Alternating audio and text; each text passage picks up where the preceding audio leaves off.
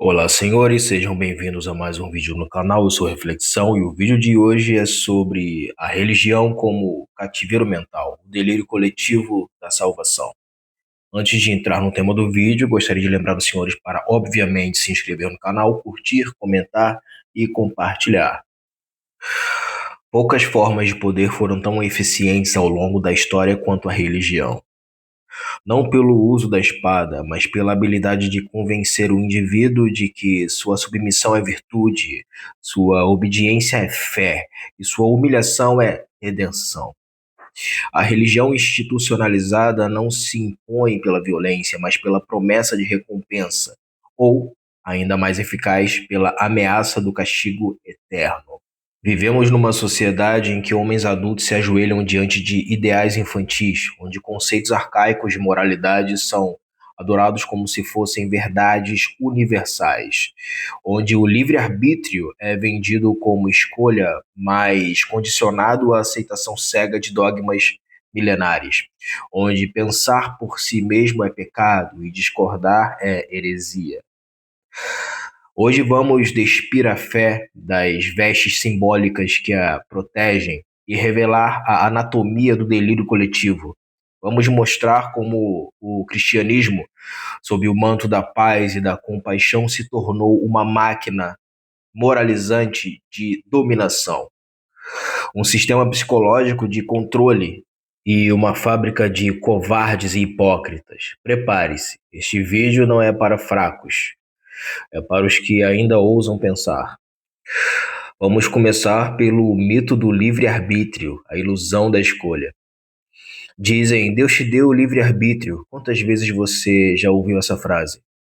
Ela parece bela, quase poética, mas é uma mentira disfarçada de liberdade, um truque retórico, um presente com bomba dentro. Porque o mesmo Deus que supostamente te deu a liberdade de escolher, também deixou claro que, se você escolher o caminho errado, ou seja, qualquer caminho que não seja o dele, você será punido com fogo eterno. E partindo também do princípio bíblico, onde Deus é onisciente, ele sabe de todos os seus atos, desde o início da sua vida até o final dela. Então, se ele sabe de todos os seus atos, ele sabe que você vai escolher o caminho certo ou errado em determinada situação. Aí eu te pergunto, se ele sabe que você vai tomar o caminho errado, a decisão errada, e, por exemplo, você vai cometer alguma atrocidade, o que Deus seria? Cúmplice de assassinato? E se alguém sabe quais serão suas decisões, não existe livre-arbítrio ou liberdade, existe programação.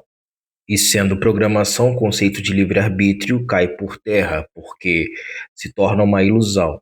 É o auto-engano.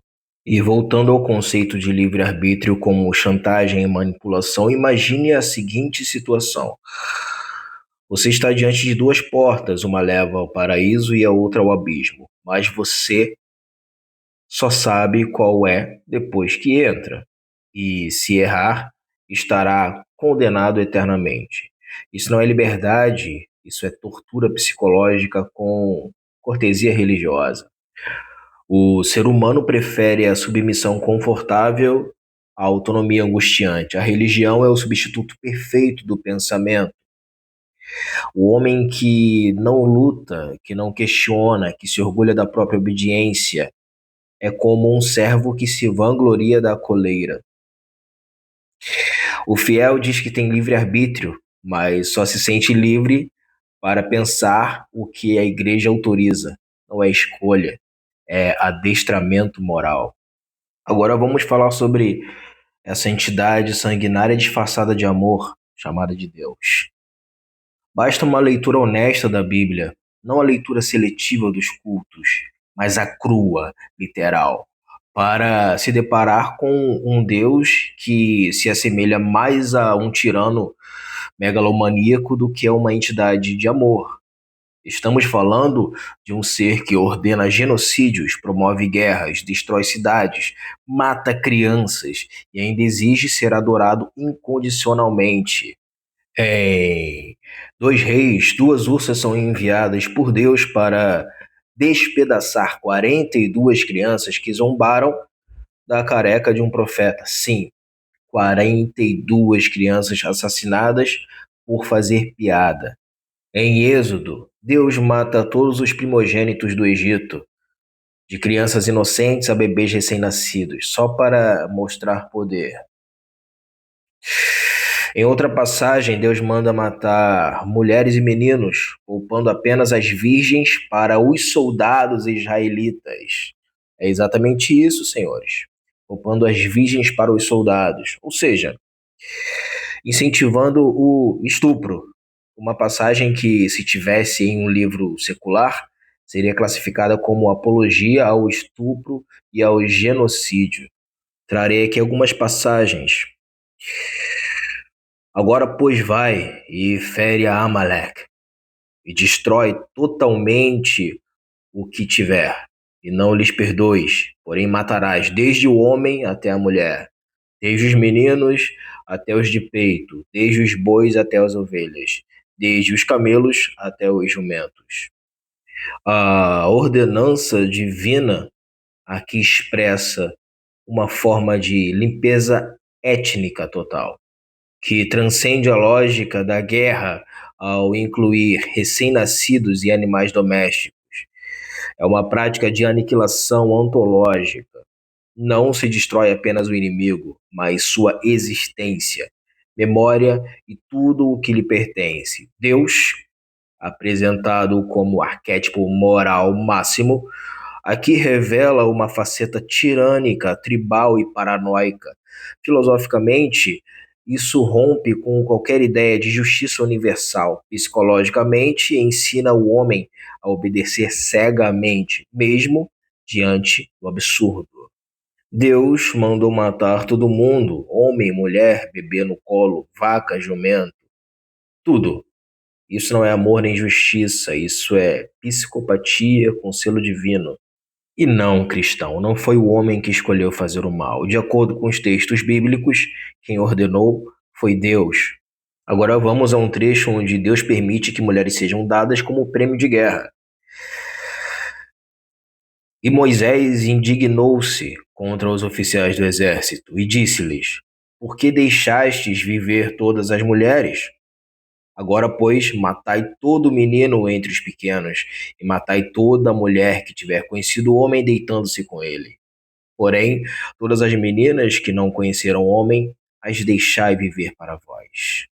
Essa passagem ilustra um tipo de higienização moral pervertida, onde o critério de vida ou morte se baseia na virgindade. Meninos são assassinados, mulheres adultas também, mas meninas virgens são poupadas como recompensa. Essa é uma das passagens mais utilizadas por estudiosos para denunciar o machismo estrutural, a lógica do estupro ritualizado e a dominação do corpo feminino em nome da fé. Os soldados matam todo mundo, mas as meninas virgens eles podem pegar para eles. Isso não é Bíblia, é roteiro de filme de estupro medieval. Na próxima passagem poderemos analisar Deus matando crianças pelo pecado dos pais. Então, o Senhor feriu a criança que a mulher de Urias dera a Davi, e ela adoeceu gravemente. E ao sétimo dia morreu a criança. Aqui, o rei Davi comete adultério com a esposa de Urias. Depois, manda matar para esconder o pecado. Deus perdoa Davi, mas mata a criança como castigo. Do ponto de vista ético, isso subverte o princípio de responsabilidade individual, uma noção básica até nas leis humanas mais primitivas. Do ponto de vista psicológico, a ideia de um Deus que mata um bebê para punir o pai gera culpa simbólica coletiva, típica de religiões manipuladoras. O pai fez merda e Deus mata o bebê. Isso é justiça divina ou crueldade disfarçada de castigo? E aqui eu trago mais uma vez o princípio falso do livre-arbítrio.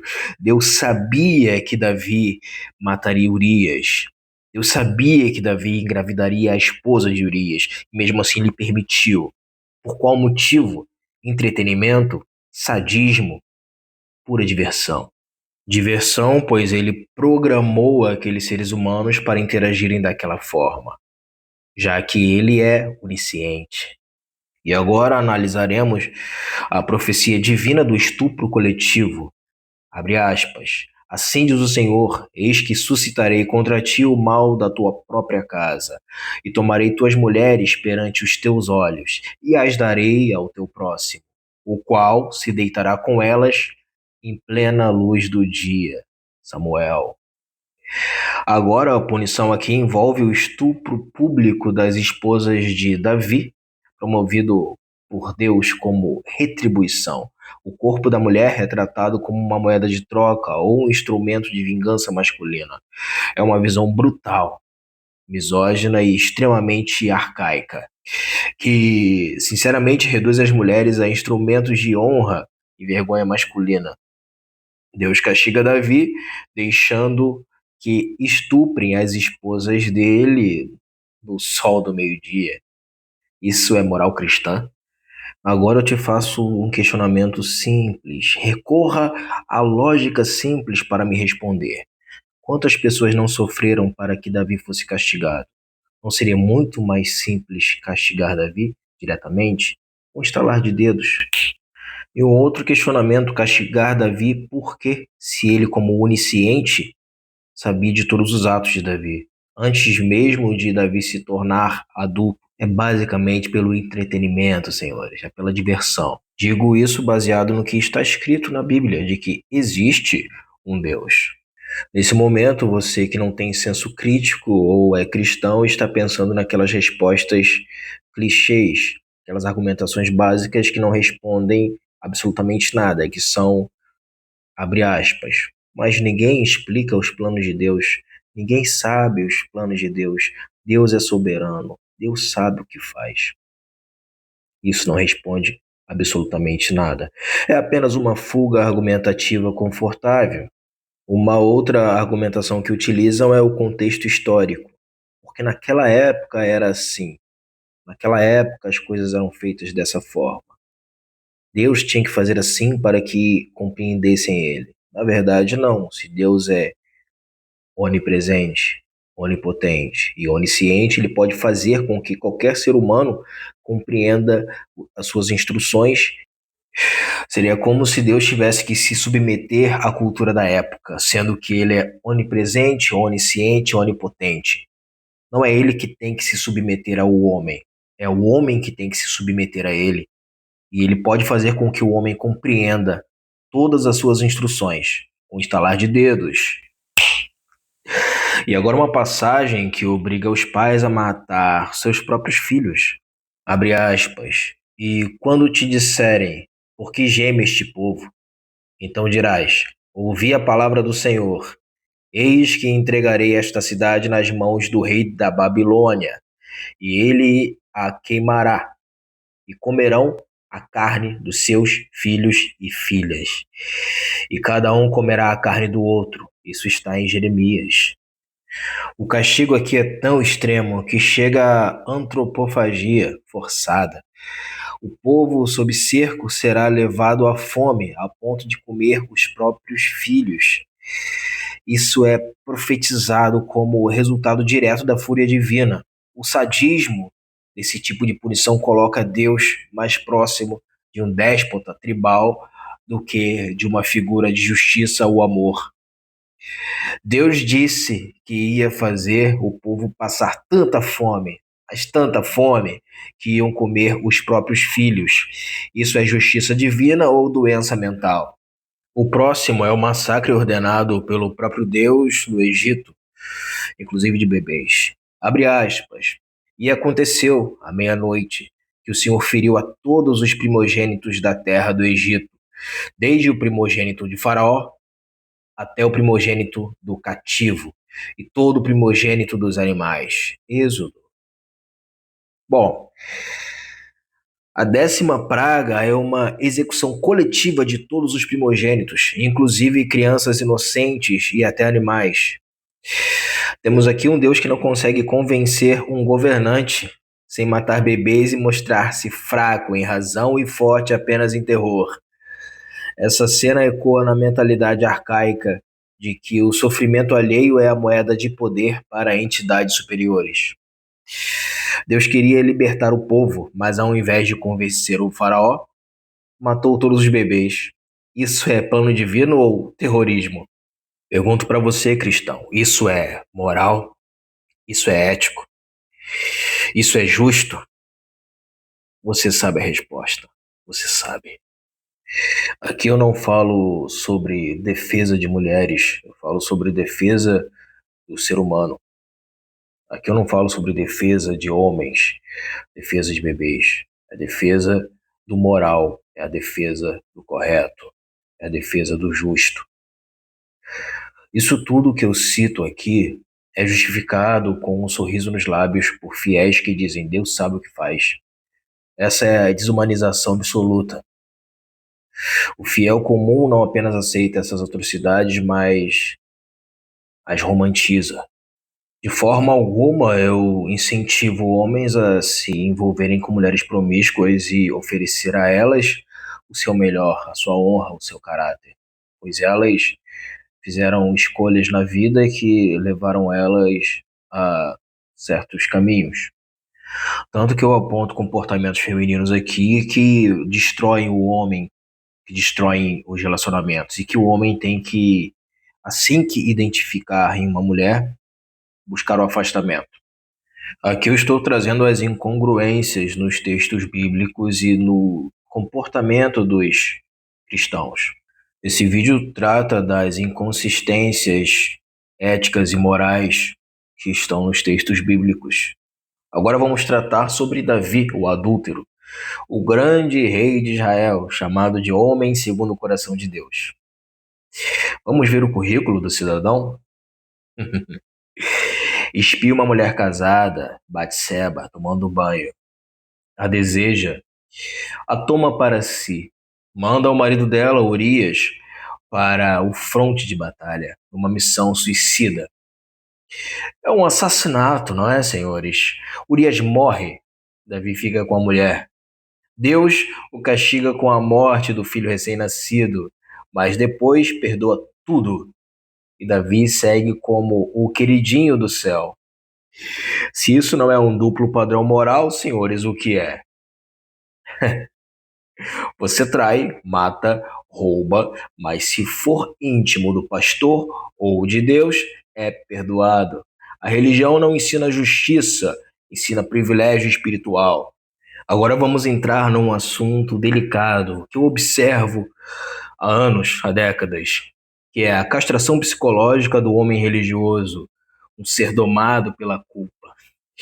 A figura do homem cristão moderno é, em muitos casos, a imagem da fraqueza idealizada, um sujeito que aceita ser traído, humilhado, diminuído, mas que se orgulha de dar a outra face. A religião não o fortalece, o adestra. Ensina a reprimir sua raiva, sua indignação, sua força. Tudo é pecado, tudo é motivo de culpa. Ele não pode confrontar, não pode se impor, não pode reagir, só orar e esperar. Esse homem domesticado se transforma num servo da igreja, um mártir silencioso, um cordeiro que espera a justiça divina enquanto a vida o devora. A masculinidade é corroída em nome de uma paz que não existe, não é humildade, é castração emocional. O homem religioso vira um banana, um otário, com selo de santo. Não luta, não se protege, não age, não defende nem os seus próprios princípios e pensamentos. Ele só reza e apanha. Se tem duas coisas que me enojam, são pessoas que fazem maldade e covardes, pois o covarde não tem coragem nem de defender a si mesmo. Ele pode te trair a qualquer momento. E agora vamos falar sobre o pastor como pastor de gados, o perfil do manipulador espiritual. A figura do pastor moderno em muitas igrejas é a de um narcisista carismático com perfil de liderança autoritária. Ele se apresenta como profeta, mas age como dono de rebanho. O púlpito vira trono, A Bíblia, instrumento de dominação. Ele, entre aspas, revela coisas que ouviu em fofoca, pois pastor é um bicho fofoqueiro, imundo. Ele manipula jovens dizendo com quem devem casar. Se mete na vida sexual dos membros. Ele é um voyeur. Escolhe os ungidos a dedo ou faz sexo com irmãs da igreja sobre pretextos de profecia. Obviamente enriquecendo às custas da fé dos idiotas e pobres. Resumindo, é um falso profeta com o diploma de manipulador, usa a fé como chicote e os fiéis como gado domesticado. Eu observo também a mentalidade de seita, culpa coletiva, julgamento e puritanismo tóxico. A igreja muitas vezes se transforma numa seita social com aparência de comunidade espiritual. Um ambiente onde o julgamento é constante, o preconceito é norma e a fofoca é disfarçada de preocupação em oração. O puritanismo extremo não gera santidade, gera hipocrisia em massa. Julgam o homossexual, mas protegem o adúltero. Perseguem a roupa da irmã, mas ignoram o pastor milionário. Criticam o mundano, mas celebram políticos corruptos evangélicos. E ainda há os sete pecados capitais: luxúria, relações escondidas, escândalos sexuais, avareza, campanhas milionárias, cobrança de votos de sacrifício, inveja, rivalidades internas disfarçadas de oração, gula, banquetes sagrados, ira, púlpito de ódio, soberba, somos o povo escolhido, preguiça, fé sem oração. É um circo de pecadores acusando pecadores, um teatro moral onde todos vestem máscaras e se aplaudem por fingirem santidade. A junção entre religião e política, a espiritualização do autoritarismo. A mistura entre religião e política é um dos maiores perigos para qualquer sociedade livre, quando os valores de uma crença passam a determinar as leis civis, a democracia se curva à teocracia. O Brasil, embora constitucionalmente laico, é hoje governado por bancadas religiosas que transformam crença pessoal em lei pública. O poder se exerce pelo discurso, e o discurso religioso é o mais forte, porque se diz inquestionável. A hegemonia religiosa molda o senso comum, controla costumes, comportamentos e até mesmo o desejo. Enquanto você acha que religião salva a pátria, ela está decidindo o que você pode ou não fazer com seu corpo, sua mente e sua liberdade. Isso tudo leva à destruição interna do ser humano pela fé cega. A religião não destrói o corpo, ela destrói a consciência, mata o espírito crítico, castra a individualidade, envenena a moralidade com dogmas arcaicos e legitima a covardia com o nome de humildade. Ela não salva, ela submete. Não ilumina, condiciona. A religião, como sistema, é uma prisão com paredes invisíveis, construída com promessas de céu e ameaças de inferno.